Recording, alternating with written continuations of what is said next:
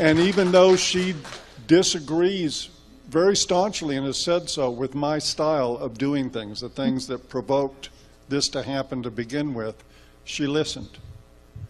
And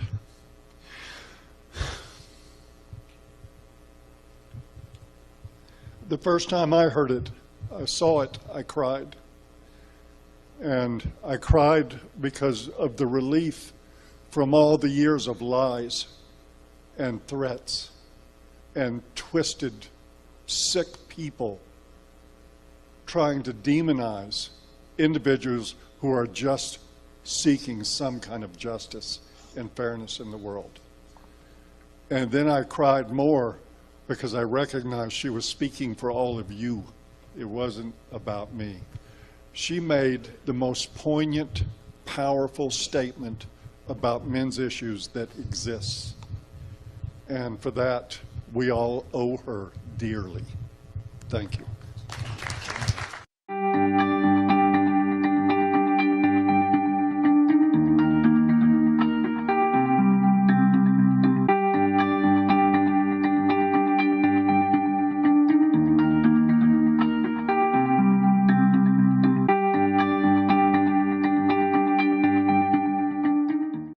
Just go down the row and up.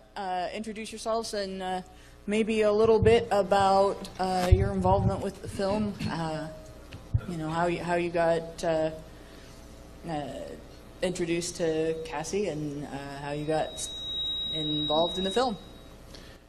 I'm Steven Svoboda. I founded Attorneys for the Rights of the Child, and I've been working with the National Coalition for Men proudly since 1996. And Cassie found me. I thought I was the first person she interviewed with her mom as cinematographer, but I actually found out later that I was the second person she interviewed. And you might have been the first, actually. And I was so fortunate to meet my beautiful, lovely wife at a showing of The Red Pill, so I'm forever grateful for that. And it's great to be up here with all these people I know, and I feel like all of you are my good friends. It just feels great. So my organization is in pro-genital autonomy, in layman's terms, anti-circumcision, and I've worked with the UN. I spoke at the UN, and we recently did a brief to them, as I talked about today in my presentation. And then with NCFM, I'm the public relations director, and I've managed keeping track of our history and founded the Northern California chapter back in the day, which is now sadly temporarily on hiatus, and reviewed over 200 books for them, and just had a great time with both my nonprofit unpaid jobs, ARC and NCFM. I'm like a genius at getting unpaid jobs. So anyway, that's me. Hi, my name is Fred Hayward, and Cassie interviewed me, I guess, I know it was before you, so we spent hours together, and she was still at the phase of, well, I can't really argue with anything you're saying, but just it doesn't sound like it. But we talked a long time and had a wonderful time with her and her now husband, Evan. And she interviewed me. I didn't really know, because we spoke so long, whether she was going to include me in the movie as a founder and activist of the men's movement, or an example because of my son. We talked about what happened with my son, and it turned out it was both. So I was really pleased with that, and just loved the movie and loved Cassie. And here's Mark Angelucci. Thank you. I'm Mark Angelucci. I'm the Vice President of the National Coalition for Men. Cassie came down to Los Angeles and interviewed me. I think the reason she interviewed me had to do mostly with the legal work that I've done. I became an activist in 1998 and joined NCFM, and have done a lot of lawsuits, some of them impact type of lawsuits. So impact litigation and things like that, which Harry and I will talk about tomorrow in our discussion. Hey you! Yes, you watching this video. Did you miss out on going to the International Conference on Men's Issues? Or did you go and now you missed the fun times you had at this amazing event? Experience the magic of ICMI 2019 again, or for the very first time, with Honey Badger Radio's ICMI disc set. The disc set brings ICMI presentations together in one convenient package, as well as disc set exclusive Badger bonus content. Enjoy behind-the-scenes Badger interviews with free speech and men's issues luminaries, like Sargon, Janice Fiamengo, and Count Dankula, as well as a never-before-seen Badger cartoon. Also available is sparkling ICMI merch, such as our professionally designed program book, sticker sets, badges, and more. Go to feedthebadger.com and claim a piece of men's rights history for yourself. And it was great, but I always had a little bit of a suspicion. I was a little bit scared because we've had such terrible experiences with the media, who often pretend to be nice and objective and then turn around and just write the most disgustingly biased things we've ever seen, like what happened in Detroit years ago. So it wasn't until an MRA called me from New York when it first screened and said it was great that I would fully felt completely satisfied with it, and I actually think it's a fantastic film. I went to, when it screened in LA, it screened like 7 nights in a row, and I was there like 5 nights. I was on the panel about 3 times. I was exhausted by the end of the week. One night I invited all my family, I teach family law, and I invited all my students to go see it, and I had 3 other professors inviting their students, so we packed the place with students. Who all got credit for being there. School credit. And one of the most amazing experiences that I'm about done with is that when it played in Tijuana, Mexico, at the Tijuana Cultural Center, I was invited to be there on the panel, and I was the only panelist. And I brought my friend, my Spanish-speaking friend, who translated, and it was pretty packed. It was almost 100 people. And my friend, when they asked questions in Spanish, he would translate for me. It was an amazing experience to be there in Tijuana with that show and being the only panelist. It was an absolutely amazing experience. Anyway, that's all. I'm not sure about the fist part, but I'm Harry Crouch. I'm president of the National Coalition for Men. And I'm proud to announce that everybody in this panel is members of the National Coalition for Men. I'm not sure about Tom anymore, but I still have him listed as an advisor. So whether he wants to be or not, he's still stuck with us. I've been president for about 12 years, and I remember I got a call from some guy named Paul Elam. You may have heard of him. And he may deny this. That's okay, because I make stuff up all the time. And he calls me up one day and he tells me about Cassie, and he said there's this woman out there kicking around and she wants to do a video and blah, blah, blah. And do I know anybody that she might want to interview? And so I suggested some names, and hence you have these people on the stage. And some others I might add. Without Cassie, we wouldn't be here. I don't know how big that is, but it's huge. And I fell in love with her mother, who I always kid her about. And they were filming in our office, and Nina, her mom, got right in my face. I'm sitting in my chair, and she got right in my face, and she says, "Harry, you know we're both feminists." And I said, "Well, that's okay." And here we sit. Because of her. So, thank you, Cassie.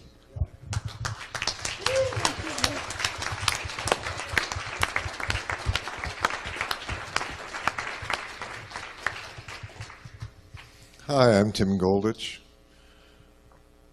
I'm one of those that was that Cassie interviewed because my good buddy Harry recommended me to her. And I came along late in the game. I didn't really make the cut of the film. I'm on film for, I think, 11 frames. But Cassie was don't know, we hit it off really well, and she kept me in the cast, so I'm officially a member of the cast of the film, even though I play Mr. Alternate Perspective, I think is the credit I get.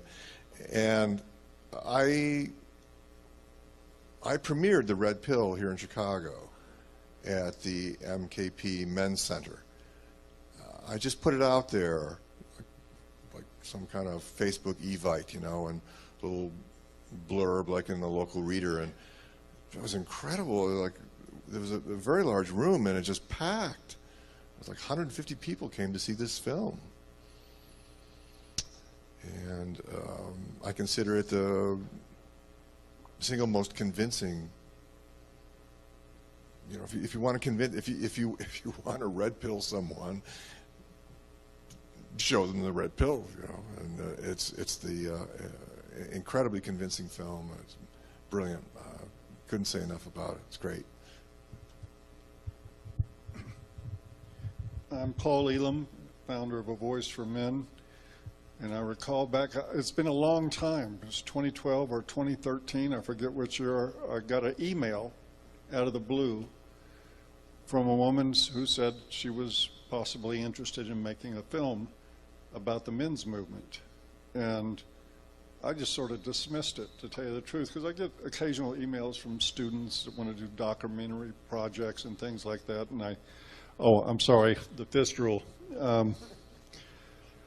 And so I didn't give it another thought. I said, yeah, sure, whatever, and went on about my business, and she wrote back a while later, and then I sort of took notice and started looking into the work that she had previously done and found out, wow, okay, she's a serious filmmaker. And so I decided to go for it, thought it would be okay, and I had people screaming at me in all directions, don't do it. Do not let this woman in. She is going to crucify you. She's going to crucify the men's movement. And as I understand the real story behind the scenes, that's pretty much what she had in mind.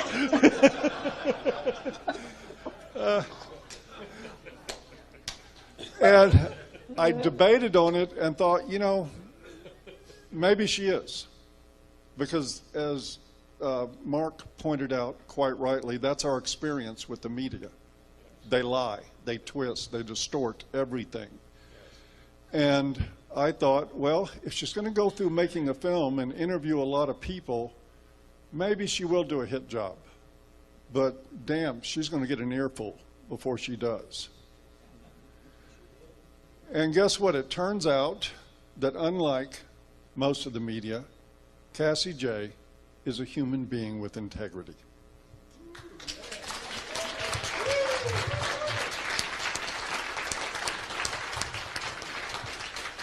And even though she disagrees very staunchly and has said so with my style of doing things, the things that provoked this to happen to begin with, she listened.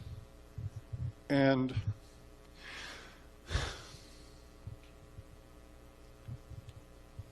the first time I heard it, I saw it, I cried. And I cried because of the relief from all the years of lies and threats and twisted, sick people trying to demonize individuals who are just seeking some kind of justice and fairness in the world. And then I cried more because I recognized she was speaking for all of you. It wasn't about me. She made the most poignant, powerful statement about men's issues that exists. And for that, we all owe her dearly. Thank you.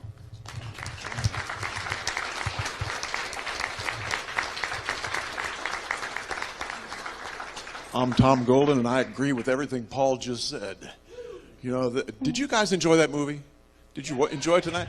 It's an incredible flick. I mean, it really is absolutely incredible. And she is an incredible filmmaker, and she told the story in a very convincing way, as most people have kind of said. But there's something else that happened I think is important, and that is that during this whole time, Cassie went from not really believing in what we were talking about to the point where she really did believe. This is someone who can listen. this is someone who really heard what we had to say and processed it. I remember, you know, she talked about the video diaries. And I said, Cassie, yeah, keep doing the diaries, because the diaries were kind of telling her how her change was happening, how she changed as the movie was progressing. It's fascinating stuff. So I'm proud to have been a very small part of this beautiful, beautiful movie, and that's enough out of me. How many of you have not seen the movie? Have you all seen it? Oh, good. I'm just going to take it because otherwise I'm going to be too far away from it. But actually, I think what we probably ought to just do is go ahead and take questions, because that's what I think we're all here for. So, yeah, if people want to form a line.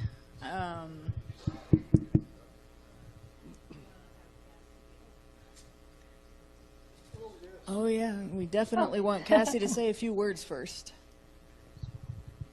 I'm Cassie J. I'm the filmmaker behind The Red Pill. And you guys,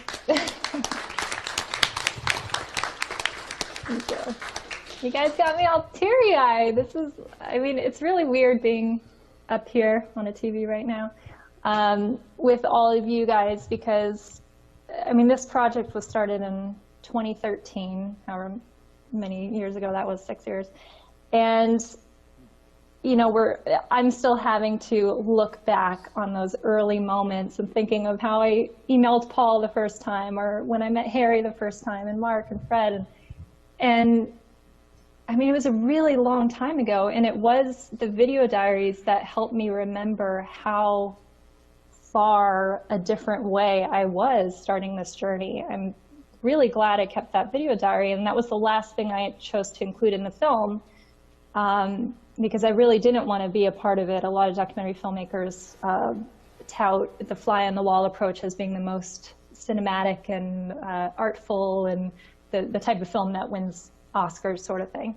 So I was planning on doing a fly-on-the-wall approach, showing men's rights activists being misogynist, and I thought that was going to be my big break, was exposing the women haters in the world who are perpetuating rape culture. And Paul, you're right that I guess, you know, all the fans of A Voice for Men who are telling you don't do it, they did have good reason to believe that it was going to be a hit piece. And of course, now I've seen that with how I've been slandered by the media, and all the times that I went to do an interview that didn't turn out the way I expected it to. So, you know, I completely understand your trepidation. But, you know, ultimately, why I thought I was going to expose men's rights activists as misogynists was because I truly believe that's what you were. And if men's rights activists were all women-hating misogynists, then, and I always want to follow the truth in my documentary filmmaking, then I would have been proud to expose that and release that film. But sure enough, reality wasn't the way I thought it was, and so The Red Pill came out the way it did. But, you know, I had no idea that I was going to be embarking on a journey that not only would change my career forever, but change my personal life forever, that I cannot see the world the same way again. And that's why it is called The Red Pill, as many people want to hate on that title. I totally understand. It's been conflated with a lot of different things that are not what I was trying to show and represent in the film. But I do believe that the media's kind of, what do you call it, when they co-opt something, like try to take a term or a word and make it into something else. I think they upped their game on trying to demonize the term the red pill after the red pill came out. And I actually do have analytical data on that to prove that they did start posting the red pill term alongside racist, misogynist, homophobic, women haters, bigots, white supremacists, right after the red pill started to reach the masses. And it exploded worldwide. I mean, I don't usually go around bragging about how well the film did, but it did do really well. And I think the reason is because it affects people all around the world. It's not that I'm a great filmmaker. It's not that it had nice color correction or good music or whatever. It's because the stories and the ideas and the ideological reframing and looking at the world in a new way and realizing, hey, all these stats don't add up with this gender belief system that we have been supporting in academia and in the media and gender studies and all that. So something doesn't add up here. Let's look into that, because if the data doesn't support the belief system, then maybe we need a new belief system. So it has affected people all around the world in all different types of languages, because the film has been pirated in pretty much every language you can think of.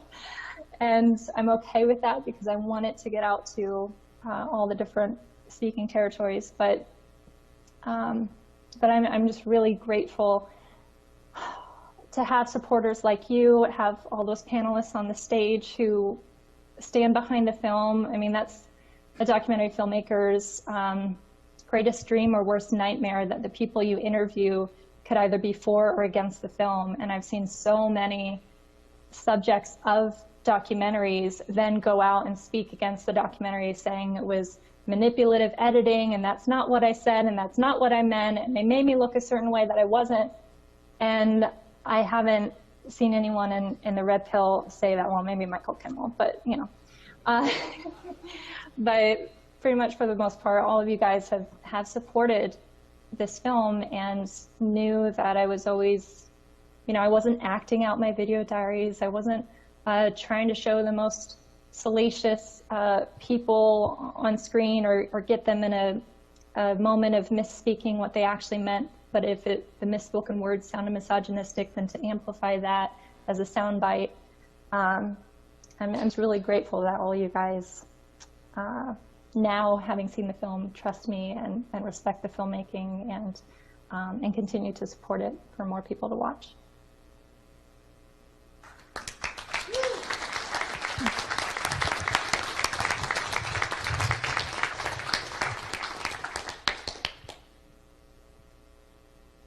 Thank you very much for, thank you very much for taking that journey. This was something that I'm just going to point out, because I've been asked this a lot, why weren't you in the film? And I wasn't in the film because I had to remain anonymous at the time. At that time, my family was under threat because of a case that I was a witness in. The other side of the case had said they were going to false report us to Child Protective Services because I was testifying on behalf of a falsely accused man. And so I was really pulling for this film, and I really wanted to support it, and I really couldn't support it by being in it like everybody else. And I've never really gotten a chance to express my gratitude the way I wanted to. The guy that I was testifying on behalf of has PTSD. He hasn't been able to work since the case began, and he's not the only man in my life who has been through that. I have another friend who has been the subject of malicious prosecution for 20 years by his ex, and it doesn't look like it's ever going to stop. And so when Cassie J's film came out, it really meant a lot to me, because as a witness to this, and as a person that's been close to men who have been through living hell through the court system, just seeing something that makes other people aware that this is happening and that there's hope that maybe we can put a stop to it, that's a huge spark. So thanks, Cassie. And with that, I will start the questions. So whoever's, Alice, is Allison here? I can't see. Yep, right here. Are you? Oh, good. Okay, then Allison better introduce herself as well. My name is Allison Tiemann. If you weren't part of the intro this morning, I am the founder of Honey Badger Radio, and actually, yeah, no, it was founded before, after the start, Cassie's start of this particular journey. But, and I'm also, I guess, the chief of, that's how Karen introduced me, the chief of ICMI 2019. I don't know what that means, but that's what she called it. When I first met Cassie, I knew instantly that it wasn't going to be a hit piece. There's something about her energy that I felt that she was the kind of person who could be wrong, who could accept being wrong, and didn't have to stick with being right and questioning herself because of it. That's the sense that I got off her the first time I met her. So from the very first moment that I met her, I knew it wasn't going to be a hit piece, so I wasn't surprised when I saw it. She impressed me with her candidness and her openness. I am still baffled why she invited me to speak for it, for the red pill. But she did, and I did speak briefly. I did make the cut, but I think I was a couple minutes. And I actually have a question for her. I wanted to know what was she thinking when she was, and I don't have no judgment for where you were at when you made this decision, but what were you thinking when you were approaching female men's rights activists to be part of the film? Oh man, let me go back to that moment. All the honey badgers on the beaches of Detroit. I didn't even know there were beaches in Detroit, but yeah. Gosh, I mean, I do, this sounds like a canned response, but it's absolutely true. I was expecting you all to be women haters, but like internalized misogyny wasn't that well known as it is now, but back in 2014 when I met with you guys, it wasn't as, printed in the media and talked about as it is now. So I didn't think internalized misogyny, but I was thinking of the concepts behind that these are women who don't like being women and they would prefer to be men, and they're maybe trying to get male attention, and all the typical things that the mainstream media says about women within the men's rights movement.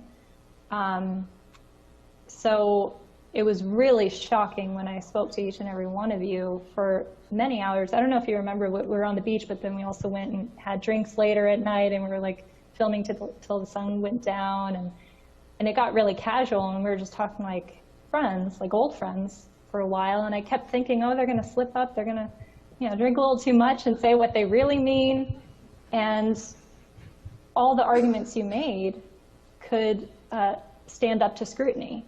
So, I mean, you really just blew me away. I'm sure you mean all Karen and everybody. But thank you for that. I'll take the thanks. I'll take it. You too, Allison. You too. Definitely you too. But yeah, thank you for making the film, and thank you for being honest and being, like I said, letting yourself be wrong, because that takes a lot of courage. It takes a lot more courage than people realize. I wish it was applauded more. Thank you.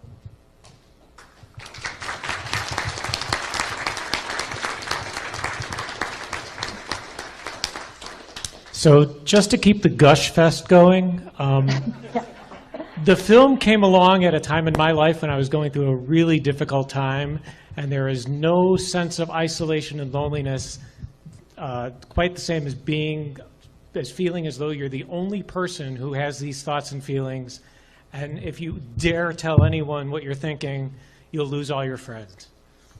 And so, I have to wonder how many men are alive today, because this film came out and showed us that we're not totally alone.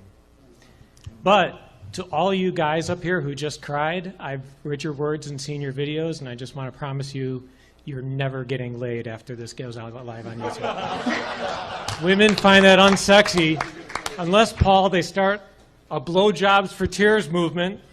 That's it.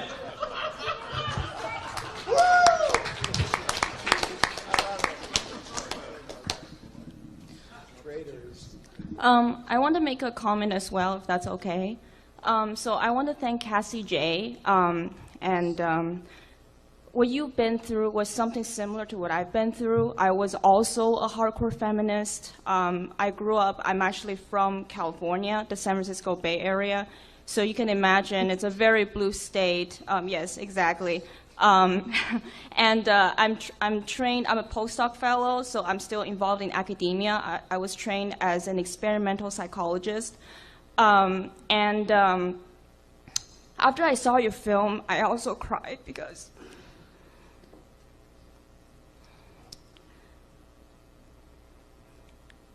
it was, I'm sorry.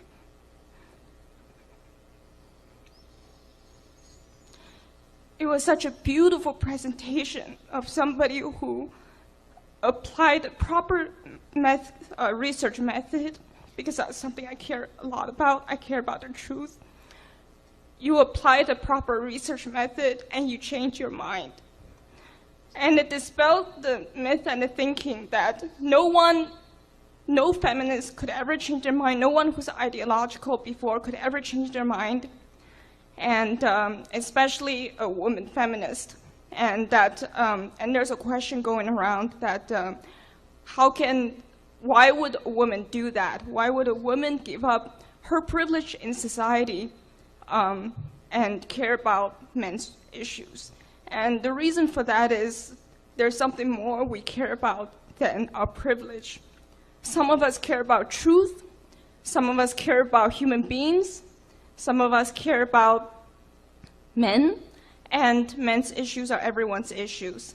And I just want to thank you for that, and also I want to thank all the cast members for your presentation and for the way you explain things. I follow most of you here, and even though here and there I disagree with some of you, I might make comments, and sometimes there are some disagreements between us, but still, I think it was overall. I'm very thankful, and I just want to say thank you. And yeah, I'm sorry. I thought I was going to. Valerie, could you turn it so you can see the people who are speaking? I'm sorry to interrupt. I want to say thank you very much for making this film, first of all. And I've been dealing with the kinds of issues that you addressed in the film since earliest childhood. My background is one of domestic violence that doesn't fit the standard story that Hollywood likes to tell. And it had devastating effects on myself and my sister. And when I got to be an adult, long, long time ago, I started trying to speak out, trying to convince people. And so I've had many, many decades of experience of trying to talk to people about my own experience and seeing people who are so stuck in an ideological belief system that the more facts they get about that contradict what they believe, the harder, the tighter they cling to their belief system. I've encountered very, very few people who are open-minded enough to say, I don't know, I believe such and such, but maybe I should investigate and see if my beliefs are or are not correct. And what absolutely blew me away about your film was actually, it's not the film, it's you. It's that you're the sort of person who was willing to question your beliefs, not necessarily instantly jump to, yes, I believe these other people, but question your beliefs. And what was especially powerful was the video diary, so that people could watch you as you question your beliefs and see the change that happened. That was unbelievably powerful. And I guess my question for you, what I've been wondering is, where did this come from? There must have been something in your background or how you were raised or something that made you that kind of person, because there are very, very few people in the world like that. Okay, the question I heard was, what in my background led me to be the type of person that could challenge my beliefs? Exactly. Oh,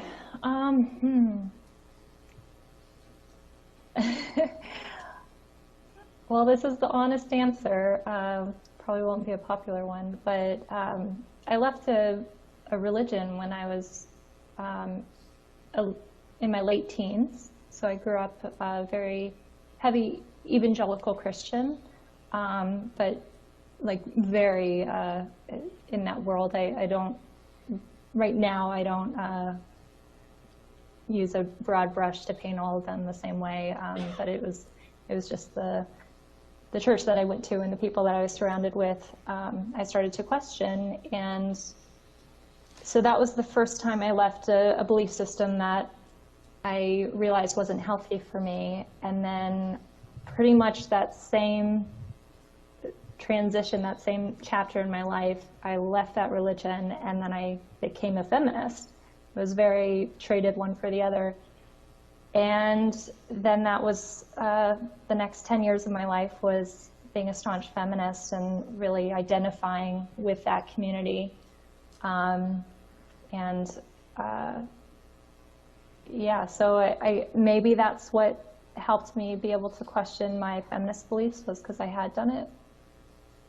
Well, whatever it was, you definitely did something important, and thank you very much for it.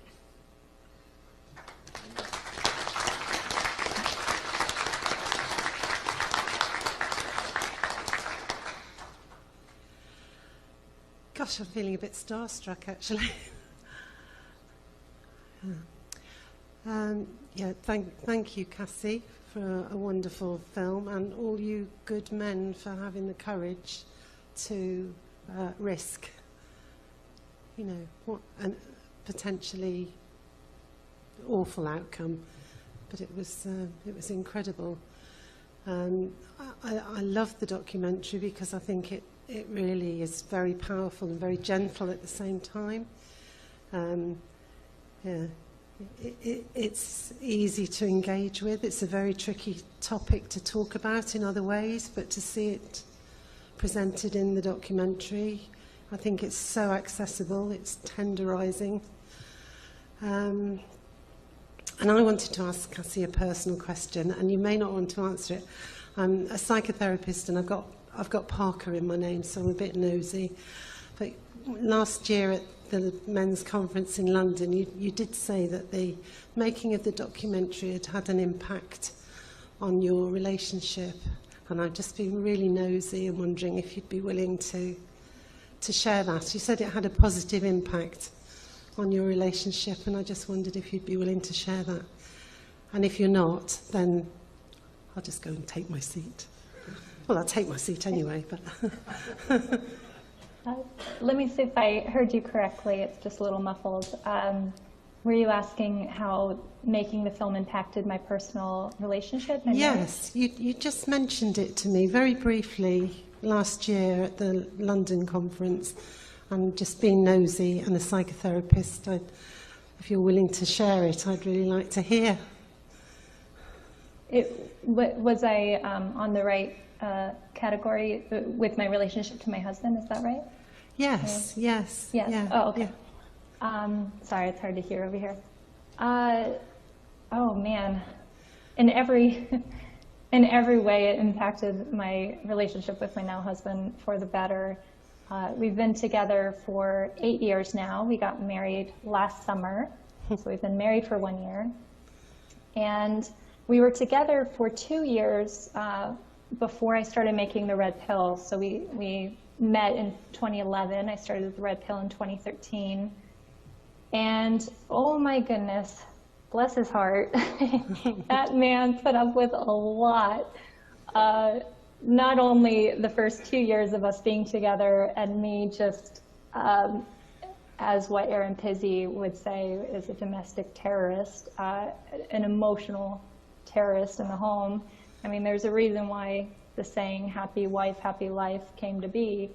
But you know, I had a big chip on my shoulder as a feminist, and it wasn't an actual chip. It was an imagined chip from what I believed, from patriarchy theory and all the things I was learning within feminism.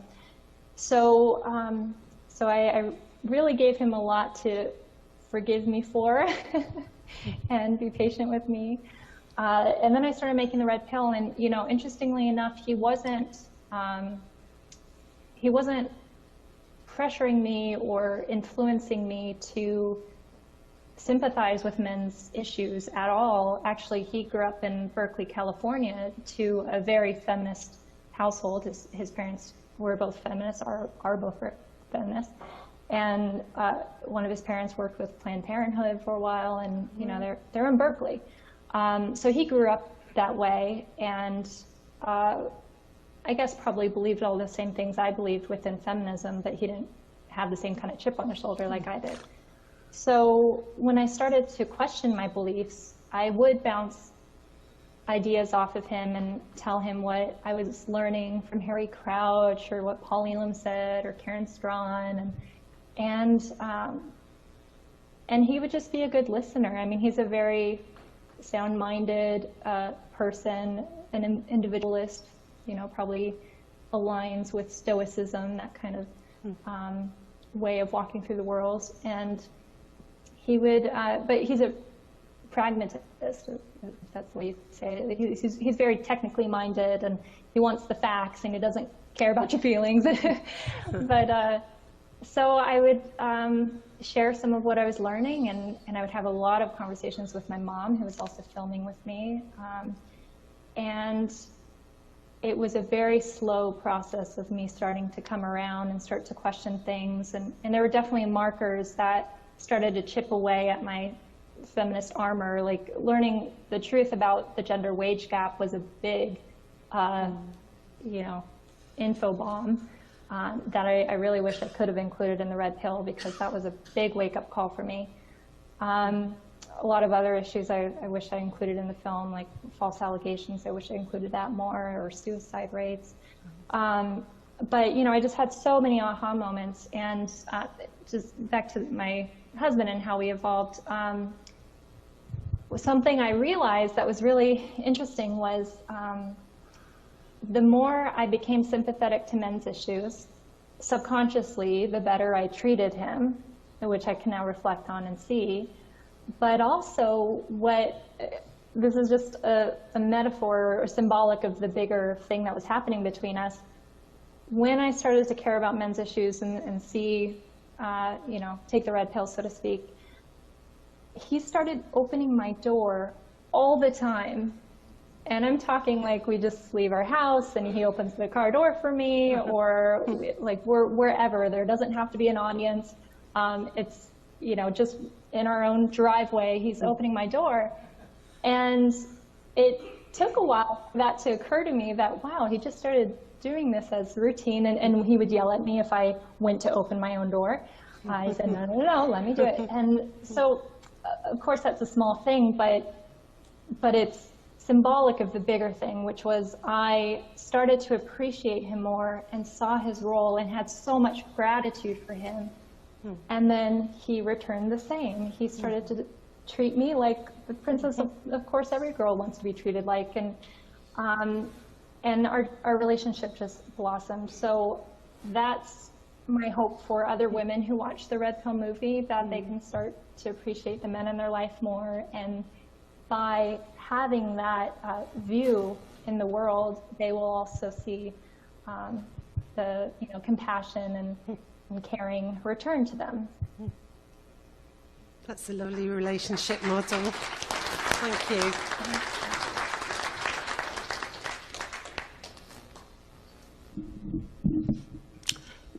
Hello. I'd like to acknowledge you for accomplishing in 2 hours what the rest of feminism combined could never accomplish, which is reliably making MRAs cry.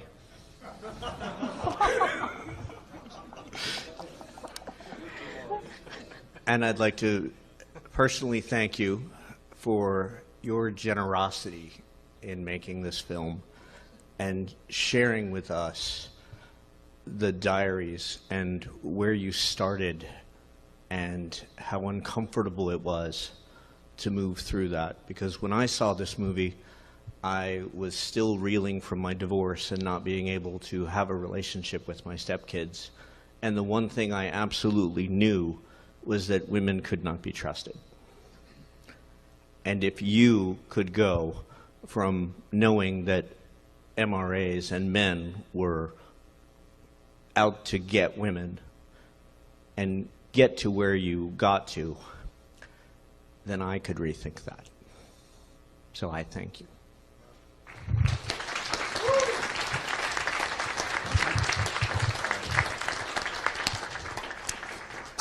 We're running out of time, and I just need to give a feel-good update to something.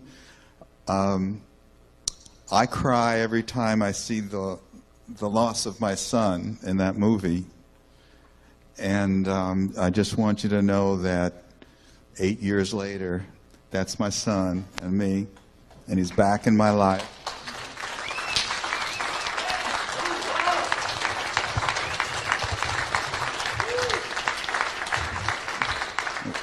We're closer than ever. Yeah, that's right. He came to the LA screening and posted a photo of him on the red carpet with Cassie and me.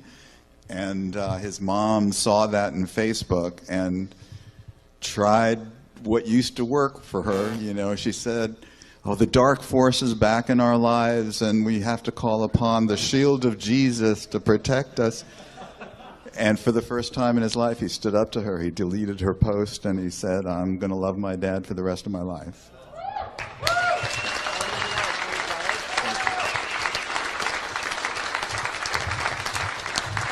That's for you, Diego. Diego, that's for you.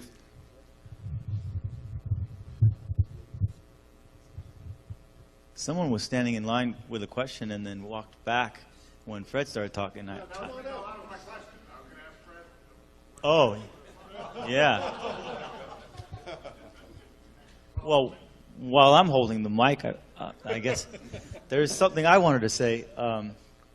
Speaking of crying and things like that, something that I experienced relating to the film that was one of the most touching things for me was that I'm sure a lot of you know she won several international film festival awards for this film, right? Best documentary, at least 2 international film festivals.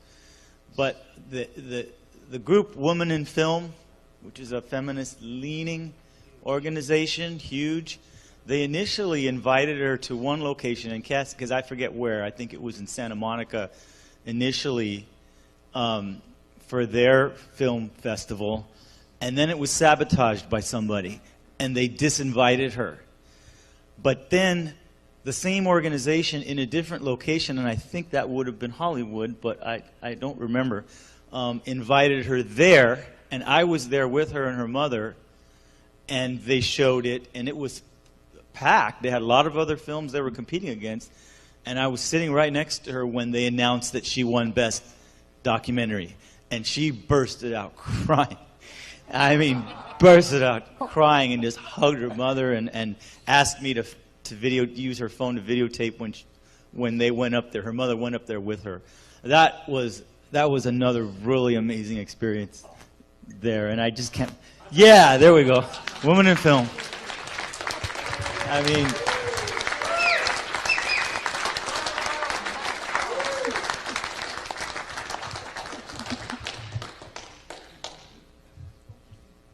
what? So I thought of another question. Since Fred, congratulations, that's great. I'm thrilled. Can any of you speak? I'm sure Cassie can, but anyone else speak about Erin Pizzi and what she's done and how she is now, and any follow-up like that? Do any of you know her other than Cassie? Do you all know her? I think most of us have met her. Some have spent more time with her than others. I think Cassie may have spent most of the time with her. I'm not sure about Paul, so I'm not the one talking about. Erin Pizzi is the very definition of courage. Sorry about that fist roll. Sorry. back in 1971, when she started the first women's shelter, she actually started the shelter movement for the entire world in 1971. Didn't have shelters before Erin Pitsey. And she started a women's shelter and immediately set about starting a men's shelter. And of course, nobody wanted to fund it. Nobody wanted to help her. And then she had the audacity to report something like, and I may have the numbers not totally right, I'm sure she'll forgive me if I don't have them right, but it was something like 62 out of 100 interviews with women who were fleeing violent relationships. It turned out that those women were as violent or more violent than the men they were supposedly running from. And when she started talking publicly about this, she got bomb threats. There were protests on the street of Chiswick and other places in London, and people demonizing her left and right. She actually had to flee the country at one point to feel safe. Every time that I think about the hit pieces that have been done, for instance, on me in the media, every time I think about the hate that's been thrown my way, I just can take a minute and think about Erin Pitsey and remember that way before, you see now, being for men is almost starting to be cool. We're getting there, and before long it will be cool to be talking about men's issues. She was doing this when there was nothing but hate thrown at her. She had no allies, nothing, no people to support what she was doing, and she stood against it.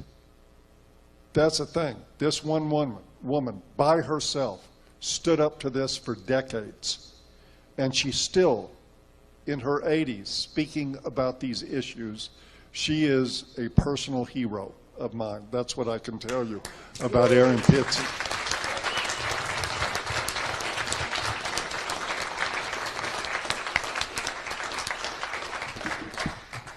I'd just like to say Erin is very much a personal hero of mine as well, and I strongly recommend everybody go out and buy a copy of This Way to the Revolution, which is her memoir about what she went through.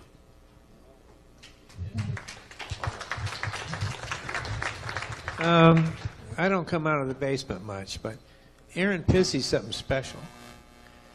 And I don't have a lot of facts, but over the years, I've been doing this a long time, I've heard that there were a group of feminists in the United States of America. When they heard about what Erin was doing in England, they went across the pond to see what was going on. This was when Erin, I believe, was looking for some money from the government. And the group from this side of the pond went out of their way to try to kill her funding sources, shut down her shelters, because at that particular time in the feminist movement, the discussion was, and you can find out about this in a book called No More Secrets, No More Lies, written by a feminist, a lesbian feminist, and she talks about, in that early stages of the movement, how important it was for feminism to make sure that the world understood that men were evil perpetrators and women were victims. And that was part of the reason they went over to destroy what Erin Pitsey had started. I think with that, we're going to have to end the panel for the evening. We're basically just out of time. Does this mean we can drink now? Probably. Well, you guys can drink. You can't. You have to go to a cocktail hour now. Okay. You can't break. It's now time for cocktail. Oh, wait, maybe that is a break. I don't know. Yes, cocktails. Cocktails. It's unanimous.